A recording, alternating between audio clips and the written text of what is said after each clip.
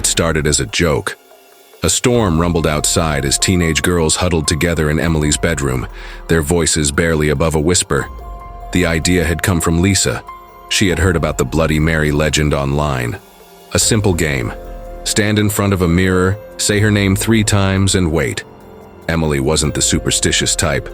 She rolled her eyes at the challenge but didn't want to seem like a coward. With an exaggerated sigh, she let her friends push her toward the bathroom. The room was small, cold. A single candle flickered on the sink, casting long shadows. The mirror reflected Emily's hesitant face as she exhaled slowly, her breath barely visible in the dim light. Bloody Mary, Bloody Mary, Bloody Mary. Silence. The candle trembled slightly, but nothing else happened. No whispers, no ghostly apparitions. The girls stifled their giggles as relief washed over Emily. She shook her head and turned to leave, but behind her, the mirror rippled, just for a second, as if something beneath the glass had stirred. No one noticed. As they walked away, the candle flickered again, and the reflection of Emily stayed behind, watching. The night passed without incident. At least that's what Emily thought. But sometime past midnight, she woke up gasping, her heart pounding in her chest. A nightmare. She could still see it in flashes. A woman with hollow, bleeding eyes staring at her from the darkness, her mouth twisting into a silent scream. Shaking off the unease, Emily turned over and forced herself back to sleep. The next morning, as she stepped into the bathroom, a strange feeling settled over her. The air felt colder than usual. She glanced at the mirror, rubbing the sleep from her eyes. That's when she saw them. Faint, uneven scratches lined the surface of the glass, as if someone had dragged their fingernails across it during the night. She frowned, running her fingers over them. The surface felt smooth, no grooves, no cracks, but the marks remained. Maybe her brothers were messing with her. Maybe it had always been there. She shook her head and dismissed the thought. At school, things got weirder. During lunch, as she passed a row of glass windows, something made her pause. Her reflection, just for a second, seemed delayed. She took a step forward, and in the glass, her reflection hesitated before copying her. A chill ran down her spine. She turned away, rubbing her arms. It was just her imagination.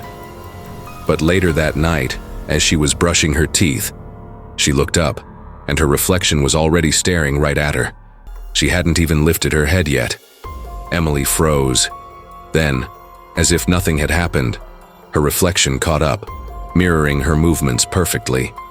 She backed away from the mirror. Something was wrong. Emily avoided mirrors after that. It felt silly, childish even, but she couldn't shake the feeling that something was off. Every time she passed a reflective surface, she resisted the urge to check if her reflection was behaving normally.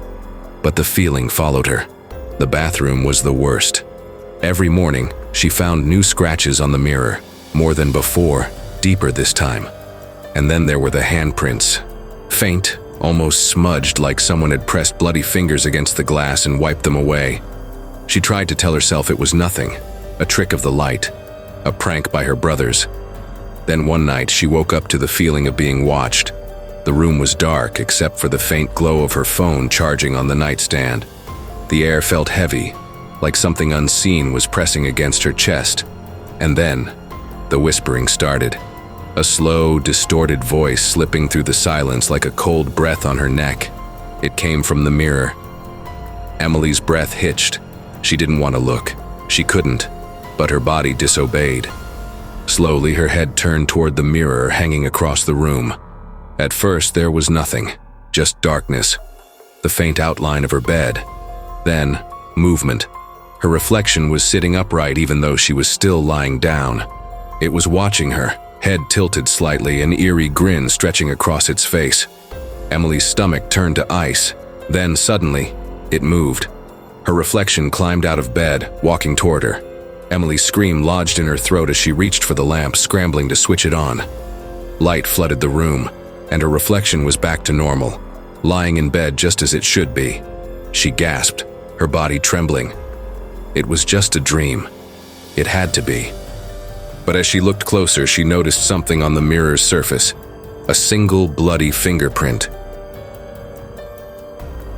Emily barely slept after that night. Something was wrong with the mirror, with her reflection, with her. She avoided looking at it, but the feeling never left. The creeping sensation that she was being watched, even in an empty room. The whispers started coming more often. At first, just faint murmurs at night. But soon, she heard them during the day, slipping through the silence when she was alone. They came from mirrors, windows, even the glossy surface of her phone screen. One evening, desperate for answers, she sat at her desk searching online for Bloody Mary real stories. Most were just urban legends. But then she found something chilling. Stories of people who saw their reflections move on their own, and then vanished. As she scrolled, she noticed the reflection in her laptop screen wasn't copying her. Her breath caught in her throat. Her reflection wasn't sitting at her desk anymore. It was standing, watching, grinning. Emily slammed the laptop shut. She needed help. She called Sarah, barely able to form words through her shaking voice. Sarah had to see it too. That night, Sarah came over. "You're just tired," she insisted. But Emily begged her to record the mirror while she stood in front of it. Sarah hesitated but agreed. She held up her phone and started recording as Emily stood before the mirror. For a moment, nothing happened. Then Sarah gasped. Emily turned to her friend. What is it?" Sarah stumbled back, nearly dropping her phone. Her face was pale. "Emily," she whispered. Emily grabbed the phone and looked at the screen. Her stomach dropped. In the recording, Emily wasn't there. Instead, standing in the mirror was a pale woman with hollow, bleeding eyes. Emily screamed. She turned back to the mirror. Her reflection was still there, but her face was twisting into a horrifying grin. The whispers turned into laughter. And then, from deep within the mirror, a voice spoke for the first time. "It's time." Emily's breath came in short, panicked gasps. This wasn't just in her head. It was real. The laughter from the mirror grew louder, warping, distorting, turning into a horrific wail. The reflection wasn't hers anymore. It was her, but not her. Pale, twisted, eyes bleeding. The lights flickered. The walls seemed to close in. Sarah grabbed Emily's arm. "We need to get out of here." But before they could move, the mirror cracked. Long, jagged lines crawling across the glass like veins. Then, a hand burst through. A rotting, blood-streaked hand shot out of the mirror, fingers clawing toward Emily. A second hand followed, then a face. The thing from her nightmares. Bloody Mary! Emily screamed, lunging for the closest object, a lamp. With all her strength, she hurled it at the mirror. Crash! The mirror shattered, glass exploding across the room. The laughter stopped. The air went still. Emily and Sarah stared at the wreckage, hearts pounding. It was over. Or so they thought. Because as they turned to leave, a faint whisper echoed from the broken shards. "You broke the mirror, but I'm still here." The next morning, Sarah came back to check on Emily. She knocked. No answer. The door was unlocked. Inside, the room was eerily silent. Shattered glass littered the floor, but Emily was gone.